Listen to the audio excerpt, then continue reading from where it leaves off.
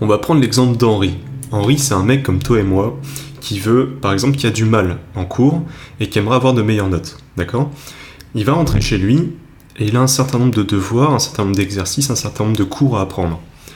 Donc Henri, qu'est-ce qu'il va faire ? Il est hyper motivé, il sort de cours, il est hyper motivé, il a juste à travailler une demi-heure par jour. C'est pas grand-chose une demi-heure, mais il faut qu'il fasse pour qu'il améliore ses notes. Henri, qu'est-ce qu'il va faire ? Il va rentrer chez lui, Henri il a un smartphone comme tout le monde, il va se poser 2 minutes pour prendre un petit goûter ou un petit apéro, on ne sait pas. Et Henri il va scroller sur Instagram, sur Facebook, il va regarder un petit peu son Snapchat, j'en sais rien. Mais Henri, au bout de 3h30, il a rien fait. Et ça, c'est un vrai problème pour lui, et c'est peut-être ton cas, que ce soit au niveau scolaire, pour du sport, pour apprendre un nouvel instrument, c'est un problème. C'est-à-dire que tu t'es déjà donné des objectifs que tu n'atteindras jamais. Et ça, c'est terrible, parce que c'est aussi mon cas. C'est-à-dire que pourquoi, et c'est si simple d'atteindre ces objectifs, il suffirait d'en faire un petit peu tous les jours, il suffirait d'une étincelle, pas du tout, mais tu ne le fais pas, et ça c'est un réel problème, et ça s'appelle la procrastination, et c'est ce qu'on va voir dans ce podcast. Mais alors pourquoi est-ce qu'on procrastine tous ?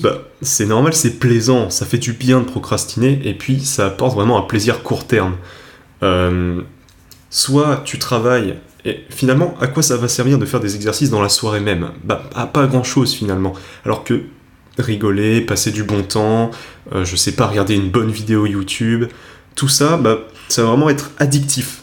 Vraiment, il y a un côté addictif dans tout ça, et c'est tellement plus plaisant, quoi. Donc tu te renfermes dans une sorte de zone de confort que tu te construis toi-même.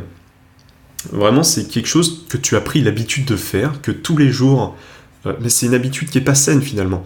Et c'est vraiment ça qu'il faut essayer de fuir tout au tout. Parce que finalement, ta vie, elle va pas changer à faire tout le temps les mêmes choses. Et finalement, ça t'apporte rien à long terme.